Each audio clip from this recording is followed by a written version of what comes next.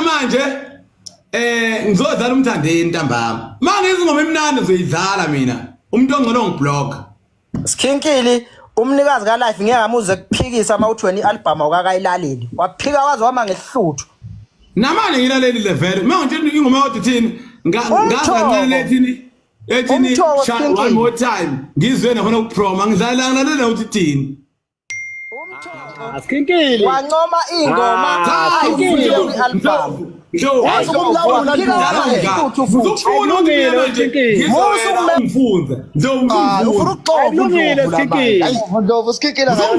Ufunza amadoda uyazi ngempela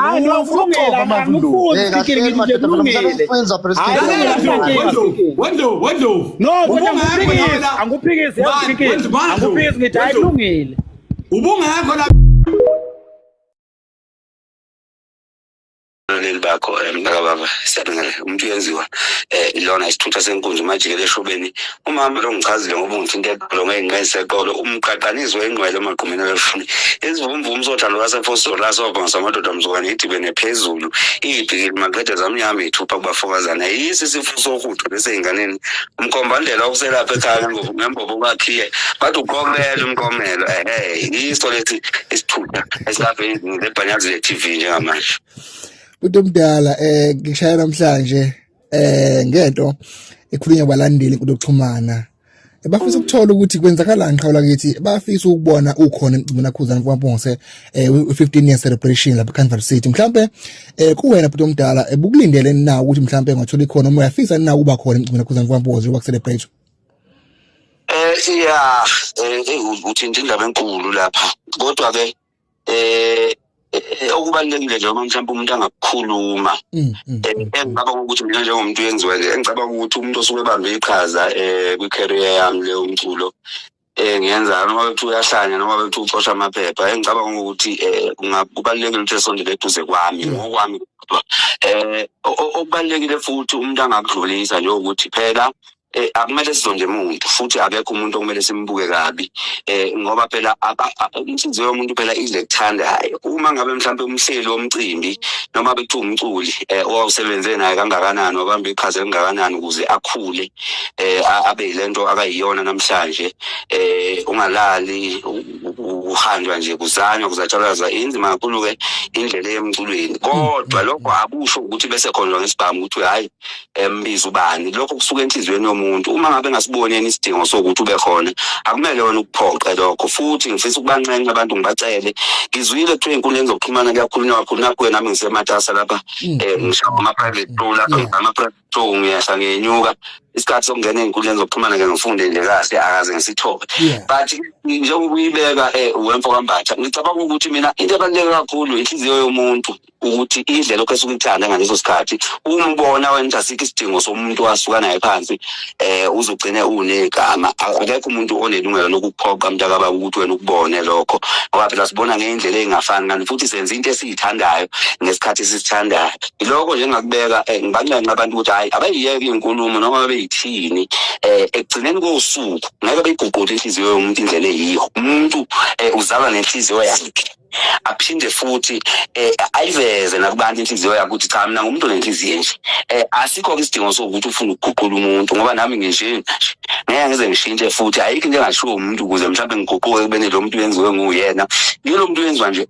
enguye ngijena nje isinqumo sisathathwa yimi ukuthi ngibe nje namhlanje sithathwa yimi futhi ukuthi ngibe nje manje akekho umuntu ongangiguqula mfowethu indlela engidalwe ngayo yabona Qala kithi ngiyezona bhuti omdala mhlambe amanzi wethu ungawasho nje ngomcimbi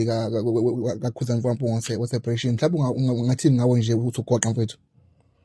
babili bathatha abaculi abafana neNdlamlenze kwaMpongose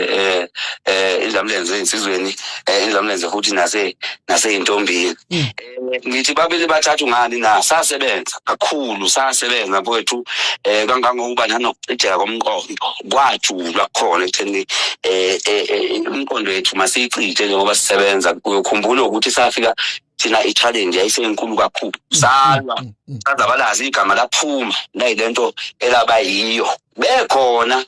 nesabafica endimeni futhi bengahlali beshisa impela kakhulu ngicela khona nje umfowethu inkazi lami ukuthi engathi umcimbi wakhe ngayimpumelelo kakhulu because i-celebration la abungaza khona yonke iminyaka afike emculweni silokhu safika lapha ngo-2011 nge-album waze wawusha u-2017 ke lapho umuntu uyenze wayesephuma khona umuzi wakhe okwaba umsebenzi omkhulu nomsebenzi wonzima kakhulu ekuthenini silwele ukuthi igama livele so ke ngicela konke okuhle ngomcimbi wakhe engathi konke kungahamba kahle ngiphinde nginxenxe nabantu izinkalo ngeinkalo ngithi ayigcwala imoto awagcwala amatekisi eshone khona emcimbini kuyokwesekwa iqhawe laphansi kwelakithi eMandaba enkandla emahlathi amnyama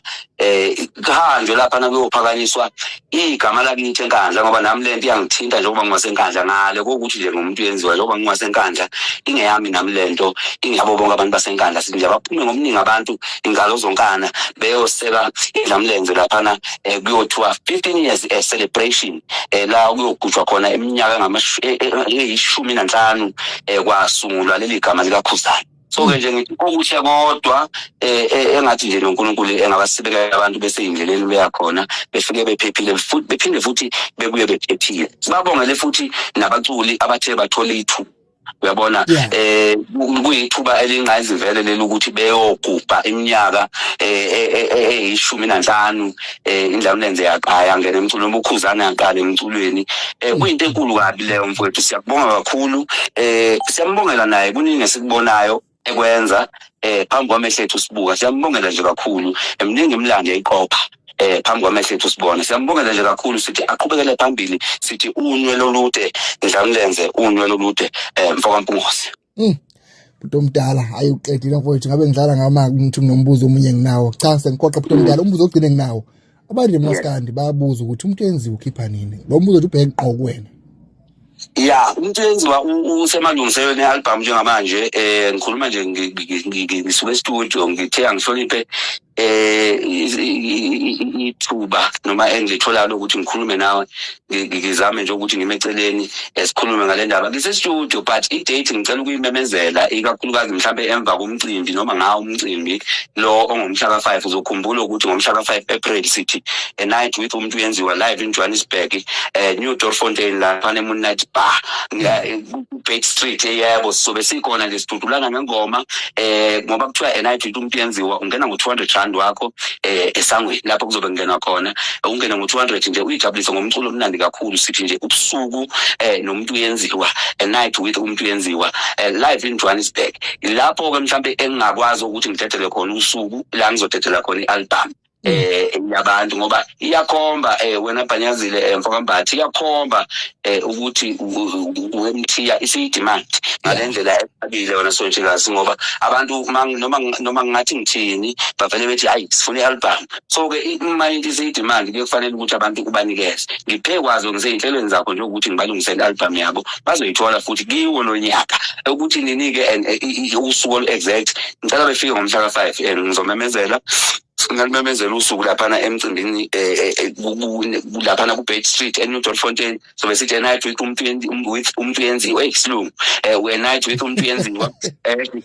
lobe ikhala nje kusuka ngo4 ntambama bazobe sebengena abantu ngaphakathi kuze kube late nje futhi sijabule kanye nabantu ngiyacela babephelele ngobuningi babo befike sinenamba ke